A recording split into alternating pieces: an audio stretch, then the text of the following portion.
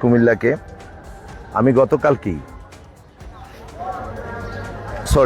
আজকে সকালবেলা আমি 12টার দিকে হঠাৎ ফেসবুকে দেখলাম আমাদের সামহাউ এক সবুজ ইঞ্জিনিয়ার নামে আমাদের এক ভাই, তিনি ফেসবুকের মাধ্যমে আমাদের এই খালের এবং এই বর্জ্যর যে ব্যবস্থাপনাটা যে অব্যবস্থাপনায় আছে তিনি সেটা তুলে ধরেছেন। আমি সেটা দেখার সাথে সাথেই আমাদের বুড়িচংয়ের উপজেলা নির্বাহী অফিসার, আমাদের দলীয় যারা নেতৃবৃন্দরা আছে, বাজারের যারা সভাপতি সেক্রেটারি আছে, তাদেরকে আমি আমার সেক্রেটারি সাহেবকে বলেছি তাদেরকে একটু বলার জন্য যে আমি তৎক্ষণাৎ এখানে আসব। তো আপনারা জানেন আমাদের ইউনো মহোদয় তিনিও কিন্তু এখন নতুন আমাদের এই বুড়িচং ইউনিয়ন, এই সদর ইউনিয়ন এটি নতুন পৌরসভায় রূপান্তরিত হয়েছে এবং আমাদের ইউনো মহোদয় তিনি এখন পৌরসভার প্রশাসকের দায়িত্ব পালন করছেন। তো আমি এখন থেকে 1 ঘন্টা আগেই আমি ইউনো মহোদয়কে এবং পৌরসভার প্রশাসককে আমি বলেছি এবং অনেক আমার বিএনপির সেক্রেটারি সাহেব এখানে আছেন, সাবেক সেক্রেটারি সাহেব আছেন, আমাদের সাংগঠনিক সম্পাদক হুমায়ুন কবির বাবুল আছেন, রহিম ভাই আছেন এবং আমাদের সদরের 2 দেবের চেয়ারম্যান জাভেদ কাউসার সবুজ, আমাদের ভারপ্রাপ্ত কর্মকর্তা এখানে আছে। আসলে যিনি ফেসবুকে লাইভে এই বাজারের এই বর্জ্যের যে অব্যবস্থাপনা যেটা তুলে ধরেছেন আমি তাকে ধন্যবাদ দিচ্ছি। একটা স্পর্শকাতর একটা বুড়িচং বাজারের মধ্যে একটা পৌরসভার মধ্যে একটা বর্জ্য অব্যবস্থাপনা সেটা একটা দৃষ্টিগোচর। ওনাকে আমি আবারও ধন্যবাদ দিচ্ছি সেই জন্য আমাদের পৌরসভার প্রশাসক তিনি এখানে আছেন এবং ইতিমধ্যে শুনলে খুব খুশি হবেন আমি এই পৌরসভার জন্যে ইতিমধ্যে যিনি আমাদের বাংলাদেশের স্থানীয় সরকারের যিনি বর্তমান মন্ত্রী তিনি হচ্ছেন আমাদের বিএনপির মহাসচিব মির্জা ফখরুল ইসলাম আলমগীর এবং প্রতিমন্ত্রী হিসাবে যিনি আছেন তিনি মীর শাহ আলম সাহেব। এর মধ্যেই আমি সংসদে গত 4 দিন আগেই নতুন পৌরসভা হচ্ছে তেমন কিন্তু বরাদ্দ নাই, লোকবলেরও অব্যবস্থাপনা। আমি ওনার সাথে একটা অ্যাপ্লিকেশন নিয়ে আমি গিয়ে বলেছি আমার নতুন পৌরসভা হয়েছে, আমাকে একটা বড় বরাদ্দ দিতে হবে। তো আমাকে উনি বললেন আপাতত বরাদ্দ কত চাও? আমি আপাতত 10 কবেই চাইলাম আর কি, আমাকে 10 কোটি টাকা দেন।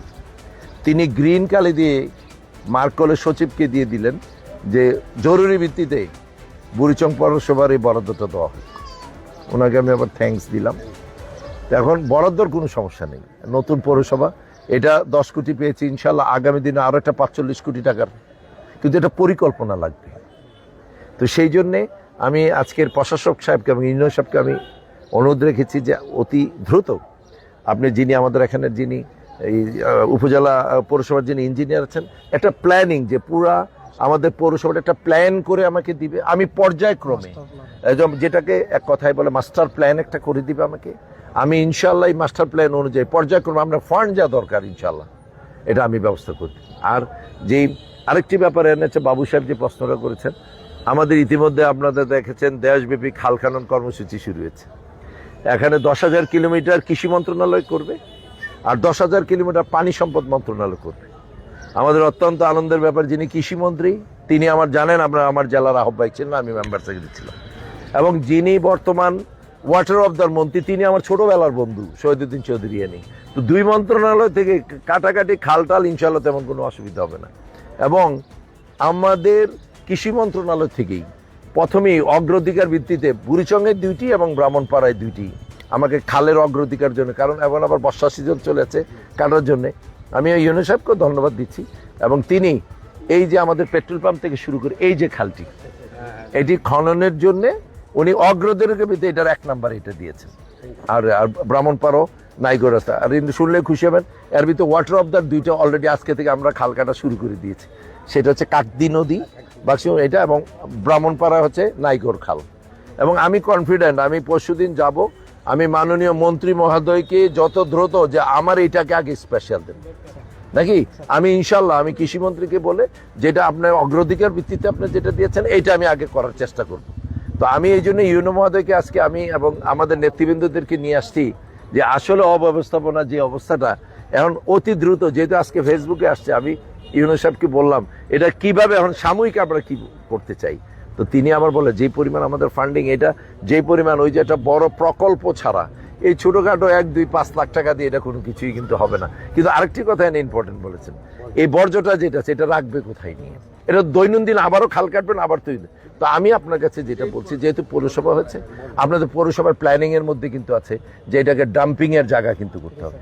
আপনি অতি দ্রুত আপনার খালকাটো এটা হবে। আমার বাজারের সভাপতি সাহেবরা আছেন, আপনারা যে বাজারের একজন প্রেসিডেন্ট সেক্রেটারি, আপনারা তো দায়িত্ব পালন করছেন না, কিন্তু আপনারা এই যে আপনাদের চোখে দৃষ্টিতে আপনাদেরকে এটা আসে না। আপনি কি বাজারের সভাপতি না? আপনি কি কোনোদিনও গিয়ে ইউনুস সাহেবের কাছে বলেছেন? হ্যাঁ, আচ্ছা যাই হোক, আপনি আপনি আপনি আপনি ইউনুস সাহেবের কাছে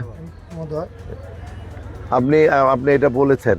তো যাই হোক, এই যে উনি তো একটা উত্তরে যেটা বলছে যে ছোটখাটো বরাদ্দ দিয়ে এটা উনি করতে পারতেছেন, কিন্তু এখন আমাদের যে ইউনুস সাহেব এখানে আছেন, এখন আমাদের যে এই যে আমরা ডাম্পিং এর জায়গাটা আমরা কোথায় করতে পারি? স্যার আমাদের জেনে খুশি হবেন স্যার, গৃহায়ণ মন্ত্রণালয়ের অধীনে হ্যাঁ আমাদের একটা মাস্টার প্ল্যানের কাজ করতেছে আমাদের গৃহায়ণ সচিব স্যার উদ্যোগে। মাস্টার প্ল্যানের কাজটা মোটামুটি 4 মাস হয়ে গেছে কাজ শুরু করেছিল, এখন তারা শেষ দিকে আসছে।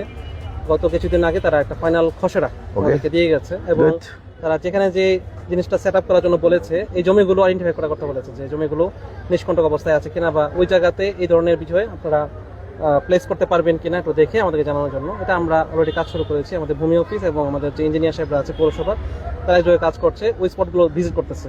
করার পরে আমরা যদি এনওসি দিই যে ঠিক আছে, যে আপনারা যেখানে যেখানে চিন্তা করেছেন সব ঠিক আছে, তাহলে তারা আমাদেরকে চূড়ান্ত যে মানে প্ল্যানটা আমাদেরকে দিবে।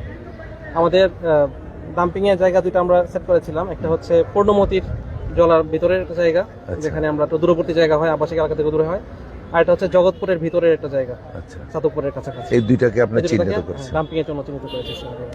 তবে প্রসেসটা হচ্ছে না, খাস জায়গা সেভাবে নাই, এটা আমরা কিনতে পারবো স্যার। আচ্ছা, অধিগ্রহণ অথবা কিনতে পারবে। হ্যাঁ, গুড। এই না আপনি মনে করে দিয়েছিলাম, আপনি গত এই যে 24-এর যে বন্যা হইলো, বন্যার পানি কিন্তু এই ময়লার জন্য যায় না, আপনারও টাকা এখানে ছিল। এটা কিন্তু তখন আমরা লোকালি আপনার নির্দেশে এটা পরিষ্কার করা হয়েছিল। এই ময়লাটাও ফালাইতাম নিয়ে কত জায়গায় যে রিকোয়েস্ট করে ফালাইছি। তুহিন সাহেব তখন ছিলেন না, তখন শাহিদা ম্যাডাম ছিলেন। এরপরে ওই যে ময়লা এর খোলা থাকলে কে না ফালায়, কিছুই করেন না, কারণ ময়লা ফালানোর জায়গা নাই। যে ওই ডাম্পিংটা যদি হয়ে যায় আর আমরা যদি ওইভাবে ব্যবস্থা করতে পারি যে ময়লাটা তুললে নেওয়ার, তাহলে ইনশাল্লাহ হয়ে যাবে। এই যে বাবু সাহেব, আমাদের কুমিল্লার আমাদের এখানে প্রতিনিধি যে কথাটা বলছে, আপনি শুনেছেন তো আমরা কি জন্য আজকে এখানে এসেছি? এটা শুনেছেন? এটা আমাদের প্রাণের একটা দাবি। এটা বুড়িচংবাসীর মানে বিশেষ করে পৌরসভার এটা একটা গলার কাটা। আপনি আবার শুনেন, আমাদের এই গভর্নমেন্টের মাত্র 1.5 মাস, প্রায় 1 মাস 20-21 দিন আমাদের গেছে। ইতিমধ্যে আমাদের দলের আমাদের গণপ্রজাতন্ত্রী বাংলাদেশ সরকারের প্রধানমন্ত্রী জনাব তারেক রহমান কিভাবে প্রত্যেকটি উদ্যোগ নিচ্ছে আপনারা দেখছেন। আর ইতিমধ্যে আমাদের একটু এলাকাতে একটু সময় দিতে কম পারছি, আমাদের সংসদ চলছে, আমাদের 2 বেলা সকাল বিকাল কিন্তু সংসদ চলছে। এবার এই সংসদগুলো আমাদের জন্য সবচেয়ে ইম্পর্টেন্ট, অনেক বিল পাস হচ্ছে সেটার জন্য। তো সেই জন্য আমি ওই পরিমাণ সময়টা অন্তত সংসদ থাকাকালীন দিচ্ছি না। আজকে কিন্তু এটা স্পর্শকাতর একটা ব্যাপার, সেই জন্য কিন্তু চলে আসছি। এবং আমি কনফিডেন্ট কৃষিমন্ত্রীর সাথে আলাপ করে, যেহেতু আমি আমার বৃষ্টির সিজন শুরু হয়ে গেছে, আমরা চেষ্টা করবো এই মাসের মধ্যেই কিভাবে কত দ্রুত এটাকে এই খালখনটা আমরা শুরু করতে পারি। অতীতেও কিন্তু এটা এরকম ছিল। অতীতে আপনার মতো সংসদ সদস্যরা কেউ এই কর্নার পর্যন্ত আসে নাই, সবাই হয়তো অফিসে বসে অর্ডার করছে। আমি আশাবাদী শুধু এটা না, বুড়িচঙ্গের যত সমস্যাগুলি আছে বুড়িচং ভ্রমণ করার, আপনি এইভাবে সশরীরে আইসা মানুষের দাঁড়গোড়ায় আসবেন এবং এইগুলি সমাধান করবেন। আমি আপনাকে একটা কথা দিতে পারি, আমার যে এখানে ইউনো সাহেবরা আছে, ওসি সাহেবরা আছেন, আপনি ইতিমধ্যে দেখেছেন আমি মাদকের বেলা আমার প্রধানমন্ত্রী যে মাদক এবং জুয়ার বেলা যে 0 টলারেন্স যেটা ঘোষণা করেছে, আমি এটার প্রতি জেহাদ ঘোষণা করেছি। আমার বুড়িচঙ্গের ওসি সাহেব আছে, ব্রাহ্মণপাড়া ওসি সাহেব আছে, এবং শুনলে আপনি আজকেও দেখেন আমি নিজে রাতের বেলা আমি ইনস্ট্রাকশন দিয়েছি। একটু দেখেন, আজকেও একটু ভেরি স্পর্শকাতর। এই যে দেখেন, আমি আপনাদের মাধ্যমে দেখাচ্ছি। এই যে দেখেন, 1 মিনিট, এই দেখেন, এই যে দেখেন, এই গতকালকে রাতে এটা সিএনজি কে যখন অপারেশন করা হয়েছে, আমার একটা ইনফরমেশন ছিল, আমি ওসি সাহেবকে বলছি, তারা ওই রাতে গিয়ে উৎপেতে তারা বসেছিল।